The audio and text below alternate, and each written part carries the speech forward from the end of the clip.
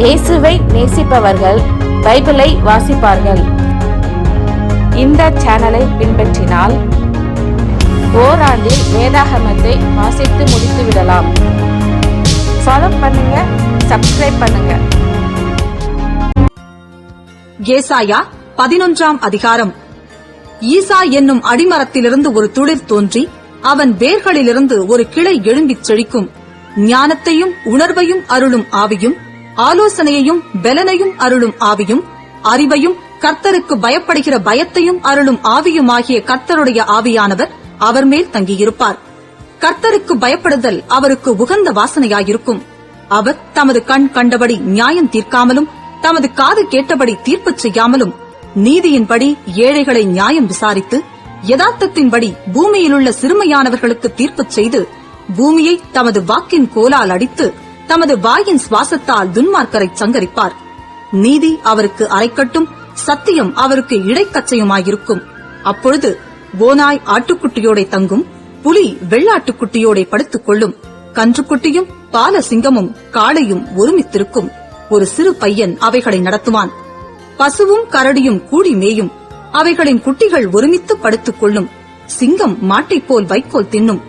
பால் குடிக்கும் குழந்தை விரியன் பாம்பு வளையின் மேல் விளையாடும். பால் மறந்த பிள்ளை கட்டுவிரியன் புற்றிலே தன் கையை வைக்கும். என் பரிசுத்த பர்வதம் எங்கும் தீங்கு செய்வாரும் இல்லை, கேடு செய்வாரும் இல்லை.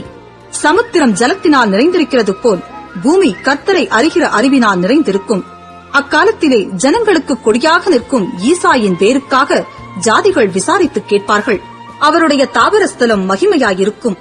அக்காலத்திலே ஆண்டவர் அசீரியாவிலும் எகிப்திலும் பத்ரோசிலும் எத்தியோப்பியாவிலும் பெர்சியாவிலும் சினேயாரிலும் ஆமாத்திலும் சமுத்திர தீவுகளிலும் தம்முடைய ஜனத்தில் மீதியானவர்களை மீட்டுக்கொள்ள திரும்ப 2ஆம் விசை தமது கரத்தை நீட்டி ஜாதிகளுக்கு ஒரு கொடியை ஏற்றி இஸ்ரவேலில் துரத்துண்டவர்களைச் சேர்த்து யூதாவில் சிதறடிக்கப்பட்டவர்களை பூமியின் 4 திசைகளிலும் இருந்து கூட்டுவார். எப்பிராயுவின் பொறாமை நீங்கும். யூதாவின் சத்துருக்கள் சங்கரிக்கப்படுவார்கள். எப்பிராயும் யூதாவின் மேல் பொறாமையாகிறான். யூதா எப்பிராயுமை துன்பப்படுத்தான். அவர்கள் இருவரும் ஏகமாய்க் கூடி மேற்கே இருக்கிற பெலிஸ்தருடைய எல்லைகளின் மேல் பாய்ந்து கீழ்த்திசையாரை கொள்ளையிட்டு ஏதோமின் மேலும் மோவாபின் மேலும் கை போடுவார்கள். அம்மோன் புத்திரர் அவர்களுக்கு கீழ்ப்படிவார்கள். எகிப்தின் சமுத்திர முனையை கர்த்தர் முற்றிலும் அழித்து தம்முடைய காற்றின் வலுமையினால் நதியின் மேல் தமது கையை நீட்டி 7 ஆறுகளாக பிரித்து ஜனங்கள் கால் நனையாமல் கடந்து போகும்படி பண்ணுவார். இஸ்ரவேலர் எகிப்து தேசத்திலிருந்து புறப்பட்ட நாளில் அவர்களுக்கு இருந்தது போல அசீரியாவிலே அவருடைய ஜனத்தில் மீதியானவர்களுக்கு ஒரு பெரும் பாதை இருக்கும்.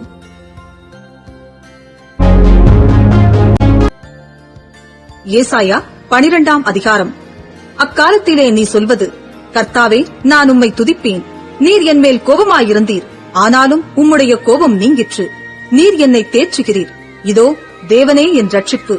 நான் பயப்படாமல் நம்பிக்கையாயிருப்பேன். கர்த்தராகிய யெகோவா என் பெலனும் என் கீதமுமானவர். அவரே எனக்கு ரட்சிப்புமானவர். நீங்கள் ரட்சிப்பின் ஊற்றுகளிலிருந்து மகிழ்ச்சியோடே தண்ணீர் மொண்டு கொள்வீர்கள். அக்காலத்திலே நீங்கள் சொல்வது, கர்த்தரை துதியுங்கள், அவர் நாமத்தை தொழுது கொள்ளுங்கள், அவருடைய செய்கைகளை ஜனங்களுக்குள்ளே அறிவியுங்கள், அவருடைய நாமம் உயர்ந்ததென்று பிரஸ்தாபம் பண்ணுங்கள், கர்த்தரை கீர்த்தனம் பண்ணுங்கள், அவர் மகத்துவமான கிரியைகளைச் செய்தார், இது பூமியெங்கும் அறியப்பட கடவது என்பீர்கள். சியோனில் வாசமாயிருக்கிறவளே, நீ சத்தமிட்டு கெம்பீரி. இஸ்ரவேலின் பரிசுத்தர் உன் நடுவில் பெரியவராயிருக்கிறார்.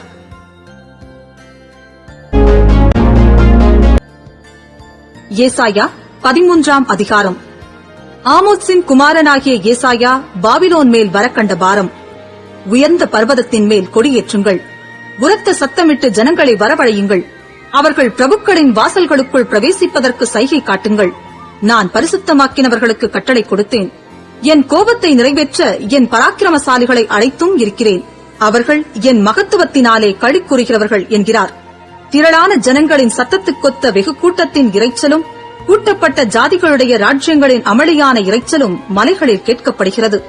சேனைகளின் கர்த்தர் யுத்த ராணுவத்தை இரக்கம் பார்க்கிறார். கர்த்தர் வருகிறார். அவருடைய கோபத்தின் ஆயுதங்களும் தேசத்தை எல்லாம் அழிக்க வானம் கவிழ்ந்த கடையாந்தர தேசத்திலிருந்து வருகிறது. அலறுங்கள், கர்த்தரின் நாள் சமீபமாயிருக்கிறது. அது சர்வ வல்லவரிடத்திலிருந்து மகா சங்காரமாய் வரும். ஆதலால் எல்லா கைகளும் நெகிழ்ந்து எல்லா மனுஷரின் இருதயமும் கரைந்து போம். அவர்கள் திகிலடைவார்கள். வேதனைகளும் வாதைகளும் அவர்களை பிடிக்கும். பிள்ளை பெறுகிறவளைப் போல வேதனைப்படுவார்கள். ஒருவரையொருவர் பிரமித்து பார்ப்பார்கள். அவர்கள் முகங்கள் நெருப்பான முகங்களாயிருக்கும். இதோ தேசத்தை பாழாக்கி அதன் பாவிகளை அதிலிருந்து அழிப்பதற்காக கர்த்தருடைய நாள் கடூரமும் மூர்க்கமும் உக்கிர கோபமுமாய் வருகிறது.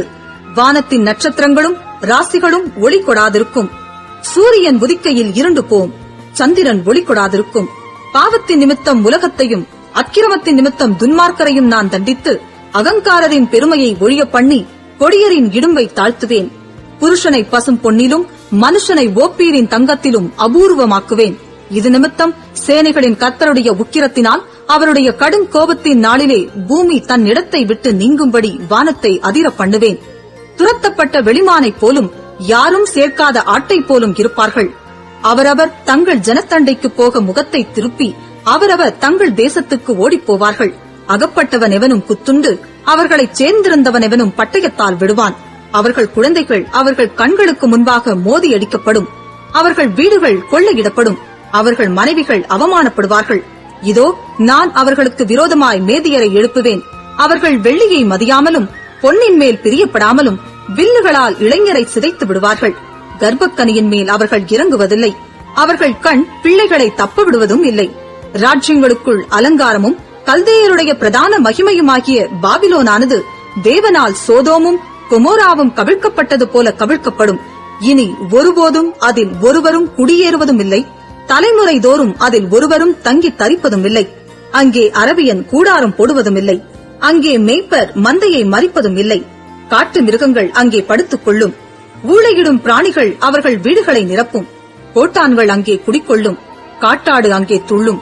அவர்கள் பாழான மாளிகைகளில் ஓரிகள் ஊளையிடும். வலுசர்பங்கள் அவர்கள் செல்விக்கையான அரமனைகளில் ஏகமாய்க் கூடும். அதன் காலம் சீக்கிரம் வரும். அதன் நாட்கள் நீடித்திராது என்கிறார்.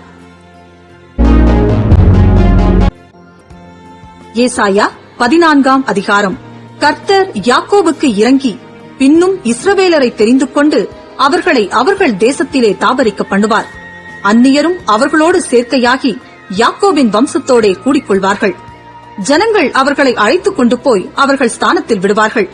இஸ்ரவேல் வம்சத்தார் கர்த்தருடைய தேசத்திலே அவர்களை வேலைக்காரராகவும் வேலைக்காரிகளாகவும் கையாண்டு தங்களை சிறையாக்கினவர்களை சிறையாக்கி தங்களை ஒடுக்கினவர்களை ஆளுவார்கள். கர்த்தர் உன் துக்கத்தையும் உன் தத்தளிப்பையும் நீ அடிமையாக்கப்பட்டிருந்த கடினமான அடிமைத்தனத்தையும் நீக்கி உன்னை இளைப்பார பண்ணும் அக்காலத்திலே நீ பாபிலோன் ராஜாவின் மேல் சொல்லும் வாக்கியமாவது: ஒடுக்கினவன் ஒழிந்து போனானே, பொன்னகரி ஒழிந்து போயிற்றே. கர்த்தர் துஷ்டரின் தண்டாயுதத்தையும் அரசாண்டவர்களின் செங்கோலையும் முறித்துப் போட்டார். உக்கிரம் கொண்டு ஓயாத அடியாய் ஜனங்களை அடித்து கோபமாய் ஜாதிகளை அரசாண்டவன் தடுப்பார் இல்லாமல் துன்பப்படுத்தப்படுகிறான். பூமி முழுவதும் கிளைப்பாரி அமைந்திருக்கிறது. கெம்பீரமாய் முழங்குகிறார்கள். தேவதாரு விருட்சங்களும் லீபனோனின் கேதுருக்களும் உன் நிமித்தம் சந்தோஷப்பட்டு நீ விழுந்து கிடந்தது முதற்கொண்டு எங்களை வெட்ட வருவார் ஒருவரும் இல்லை என்று சொல்லுகிறது. கீழே இருக்கிற பாதாளம் உன் நிமித்தம் அதிர்ந்து உன் வருகைக்கு எதிர்கொண்டு பூமியில் அதிபதிகளாயிருந்து செத்த ராட்சதர் யாவரையும் உன் நிமித்தம் எழுப்பி ஜாதிகளுடைய எல்லா ராஜாக்களையும் அவர்களுடைய சிங்காசனங்களிலிருந்து எழுந்திருக்க பண்ணுகிறது. அவர்கள் எல்லாரும் உன்னை நோக்கி, நீயும் எங்களைப் போல பலட்சயமானாயோ, எங்களுக்கு சமானமானாயோ என்று சொல்லுவார்கள். உன் ஆடம்பரமும் உன் வாத்தியங்களின் முழக்கமும் பாதாளத்தில் தள்ளுண்டு போயிற்று. புழுக்களே உன் படுக்கை, பூச்சிகளே உன் போர்வை. அதிகாலையின் மகனாகிய விடிவெள்ளியே, நீ வானத்திலிருந்து விழுந்தாயே. ஜாதிகளை ஈனப்படுத்தினவனே, நீ தரையிலே விழ வெட்டப்பட்டாயே. நான் வானத்துக்கு ஏறுவேன், தேவனுடைய நட்சத்திரங்களுக்கு மேலாக என் சிங்காசனத்தை உயர்த்துவேன். வடப்புறங்களிலுள்ள ஆராதனை கூட்டத்தின் பர்வதத்திலே வீற்றிருப்பேன் என்றும், நான் மேகங்களுக்கு மேலாக உன்னதங்களில் ஏறுவேன், உன்னதமானவருக்கு ஒப்பாவேன் என்றும் நீ உன் இருதயத்தில் சொன்னாயே. ஆனாலும் நீ அகாதமான பாதாளத்திலே தள்ளுண்டு போனாய். உன்னை காண்கிறவர்கள் உன்னை உற்று பார்த்து உன்னை குறித்து சிந்தித்து, இவன்தானா பூமியை தத்தளிக்கவும் ராஜ்யங்களை அதிரவும் செய்து உலகத்தை வனாந்திரமாக்கி அதன் நகரங்களை அழித்து சிறைப்பட்டவர்களை தங்கள் வீடுகளுக்கு போக விடாமல் இருந்தவன் என்பார்கள். ஜாதிகளுடைய சகல ராஜாக்களும் அவரவர் தங்கள் அறையிலே மகிமையோடே கிடத்தப்பட்டிருக்கிறார்கள். நீயோ அழுகிப்போன கிளையைப் போலவும் பட்டய குத்தால் கொலையுண்டவர்களின் உடுப்பைப் போலவும் ஒரு குழியின் கற்களுக்குள்ளே கிடக்கிறவர்களைப் போலவும் காலால் மிதிக்கப்பட்ட பிணத்தைப் போலவும் உன் கல்லறைக்கு புறம்பாய் எரிந்து விடப்பட்டாய். நீ அவர்களோட அடக்கம் பண்ணப்படுவதில்லை. நீ உன் தேசத்தை கெடுத்து உன் ஜனத்தை கொன்று போட்டாய். தீமை செய்கிறவர்களுடைய சந்ததி ஒருபோதும் பேர் பெறுவதில்லை. அவன் புத்திரர் எழும்பி தேசத்தை சுதந்தரித்துக் கொண்டு உலகத்தை பட்டணங்களால் நிரப்பாதபடிக்கு அவர்கள் பிதாக்களுடைய அக்கிரமத்தின் நிமித்தம் அவர்களை கொலை செய்ய ஆயத்தம் பண்ணுங்கள். நான் அவர்களுக்கு விரோதமாய் எழும்புவேன் என்று சேனைகளின் கர்த்தர் சொல்லுகிறார். பாபிலோனுடைய பேரையும் அதில் மீந்திருக்கிறதையும் புத்திரனையும் பௌத்திரனையும் சங்கரிப்பேன் என்று கர்த்தர் சொல்லுகிறார். அதை முள்ளம் பன்றுகளுக்கு சுதந்திரமும் தண்ணீர் நிற்கும் பள்ளங்களுமாக்கி அதை சங்காரம் என்னும் துடைப்பத்தினால் பெருக்கி விடுவேன் என்று சேனைகளின் கர்த்தர் சொல்லுகிறார். நான் நினைத்திருக்கிறபடியே நடக்கும், நான் நிர்ணயித்தபடியே நிலை நிற்கும் என்று சேனைகளின் கர்த்தர் ஆணையிட்டுச் சொன்னார். அசீரியனை என் தேசத்திலே முறித்து என் மலைகளின் மேல் அவனை மிதித்துப் போடுவேன். அப்பொழுது அவனுடைய நுகம் அவர்கள் மேலிருந்து விலகி அவனுடைய சுமை அவர்கள் தோளிலிருந்து நீங்கும். தேசம் அனைத்தின் மேலும் நிர்ணயிக்கப்பட்ட யோசனை இதுவே, சகல ஜாதிகள் மேலும் நீட்டப்பட்டிருக்கிற கையும் இதுவே என்றார். சேனைகளின் கர்த்தர் இப்படி நிர்ணயித்திருக்கிறார், யார் அதை வியத்தமாக்குவான்? அவருடைய கை நீட்டப்பட்டிருக்கிறது, யார் அதை திருப்புவான்? ஆகாஸ் ராஜா மரணமடைந்த வருஷத்திலே உண்டான பாரம் என்னவென்றால், முழு பெலிஸ்தியாவே, உன்னை அடித்த கோல் முறிந்ததென்று அக்களிப்பாயிராதே. பாம்பின் வேரிலிருந்து கட்டுவிரியன் தோன்றும், அதன் கனி பறக்கிற அக்கினி சர்ப்பமாயிருக்கும். தரித்திரரின் தலைப்பிள்ளைகள் திருப்தியாய் புசித்து எளியவர்கள் சுகமாய் படுத்திருப்பார்கள். உன் வேரை பஞ்சத்தினாலே சாகப் பண்ணுவேன், உன்னில் மீதியானவர்களை அவன் கொன்று போடுவான். வாசலே அலறு, நகரமே கதறு, பெலிஸ்தியாவே நீ முழுதும் கரைந்து போகிறாய்.